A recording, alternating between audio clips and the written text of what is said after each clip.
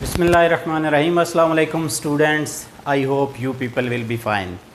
Electromagnetism, study of electricity and magnetism, उन laws की study करना जो इलेक्ट्रिसिटी और मैग्नेटिज्म को कंबाइन करके लाते हैं। तो इस चैप्टर के अंदर जो शुरू करने से पहले कुछ बेसिक्स ऐसे हैं जो मैं आपको यहाँ पे बताऊँगा, और उन बेसिक्स को आपने हर हाल में डिस्कस करना है और उन बेसिक को स्टडी करके आना है ताकि आपको फ्यूचर में इसके इश्यूज़ ना हो। तो आइए विदाउट वेस्टिंग टाइम हम सबसे पहले मैग्नेट क्या होता है, आपको पता होना चाहिए कि मैग्नेट क्या होता है।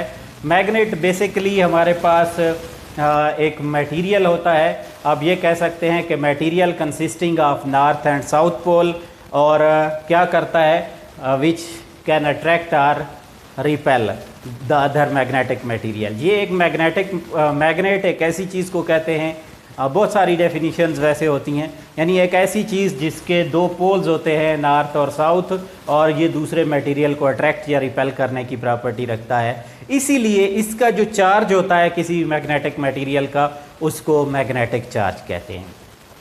उसके बाद मैग्नेट की तीन मेन टाइप्स जो हम यूज़ करते हैं। सबसे पहला इसमें बार मैग्नेट है, जैसा कि आपको लैब में ये नॉर्थ और साउथ पोल वाला जो आपको नज़र आ रहा है, ये बार मैग्नेट है। इसी तरह इलेक्ट्रोमैग्नेट्स वो मटेरियल होते हैं जिनको इलेक्ट्रिसिटी पास करने से मैग्नेट बन जाते हैं। इलेक्ट्रिसिटी की जब आप सप्लाई रोकते हैं तो इनकी मैग्नेटिज्म ख़त्म हो जाती है।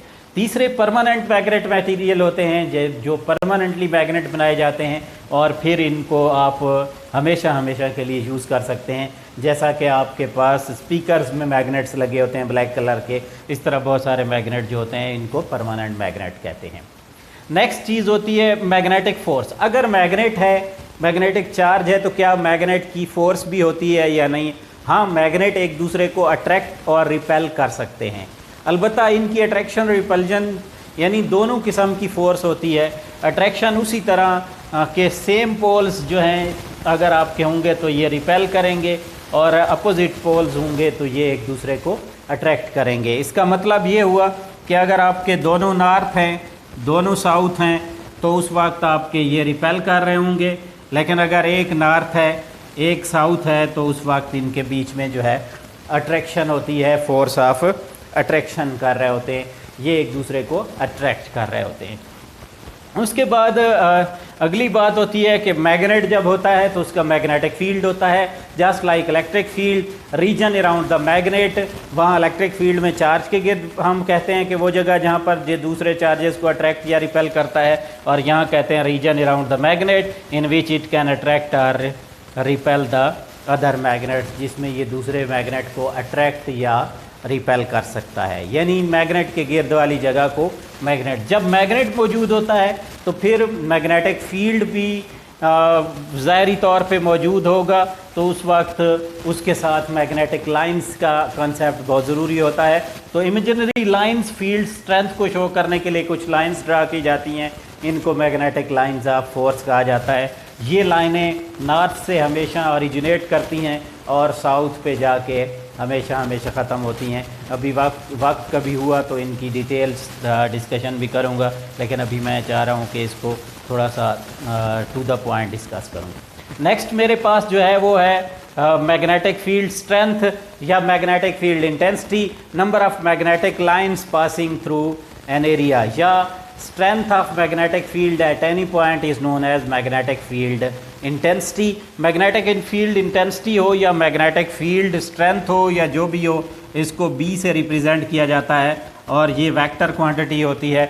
और उसके बाद number of magnetic lines per unit area गिनकर मैग्नेटिक फील्ड स्ट्रेंथ को अंदाज़ा लगाया जाता है। अगर किसी एरिया से गुजरने वाली मैग्नेटिक फील्ड लाइंस की तादाद 5 है, दूसरे एरिया से गुजरने वाली लाइंस की तादाद, उसी जैसे एरिया से गुजरने वाली लाइंस की तादाद 10 है, तो हम कहते हैं कि जिसमें ज़्यादा लाइंस पास हो रही हैं उसकी स्ट्रेंथ थोड़ी सी ज़्यादा होती है। नेक्स्ट बेटा इसमें होता है यूनिट्स क्या होते हैं, ये हम आगे डिराइव करेंगे। यूनिट इसका टेस्ला होता है, या Newton per ampere per metre होता है। ये आगे नेक्स्ट टॉपिक जब आएगा तो उसमें डिराइव होंगी, इसलिए इसमें आपने डिटेल में ज़्यादा यहाँ पे नहीं जाना है। अब आते हैं अपने टॉपिक, जो पहला टॉपिक है हमारा इसके अंदर वो है magnetic field due to current in a long straight wire. तो इसमें आपने क्या करना है, सबसे पहले आपने एक स्ट्रेट वायर लेनी है, टेक अ स्ट्रेट वायर। दूसरा काम क्या करना है, पास इट थ्रू द कार्डबोर्ड। ये जो ब्लू कलर का आपको नज़र आ रहा है ये कार्डबोर्ड है।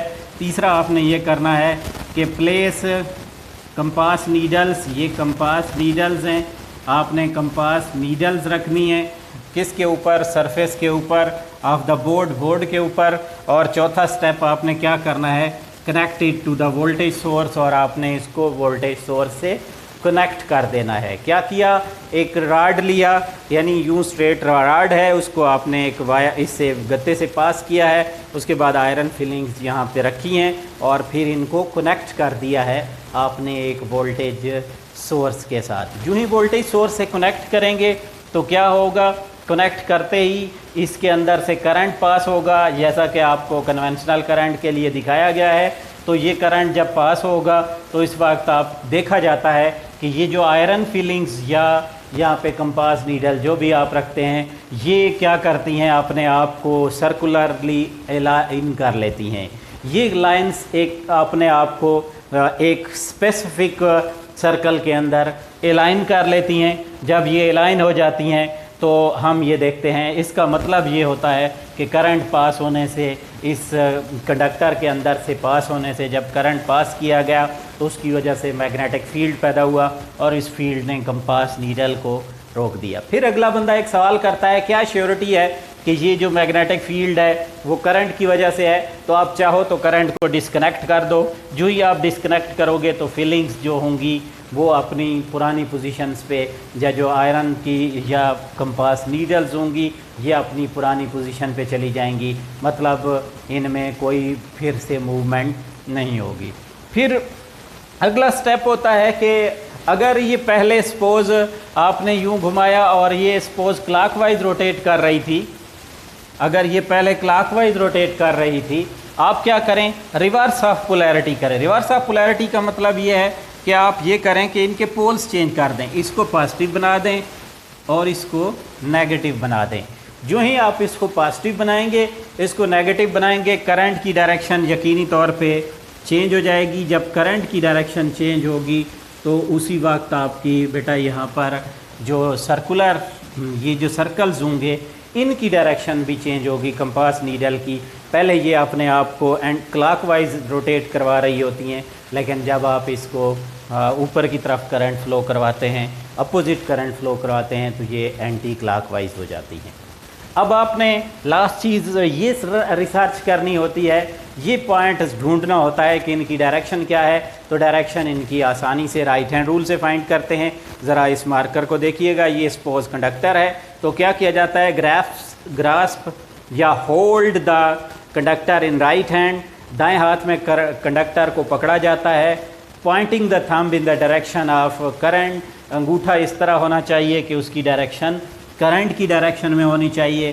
Then curling of finger will show you the direction of magnetic field. जो उंगलियों की रोटेशन होगी वो आपको मैग्नेटिक फील्ड की डायरेक्शन शो करेगी। तो एक बार फिर बता दूं कि कंडक्टर को दाएं हाथ में पकड़िए और अंगूठा करंट की डायरेक्शन में रखिए, उंगलियों की डायरेक्शन आपको फील्ड की डायरेक्शन देगी। अगर अंगूठा ऊपर है तो फील्ड एंटी क्लॉकवाइज होगा, इसका मतलब जैसे अभी केस है, और अगर अंगूठा नीचे है तो उस वक्त आपका फील्ड जो है वो क्लॉकवाइज होगा। तो ये था हमारे पास कुछ कंसेप्ट ऑफ मैग्नेटिक फील्ड, और अगर इसमें कोई क्वेश्चन है तो अपना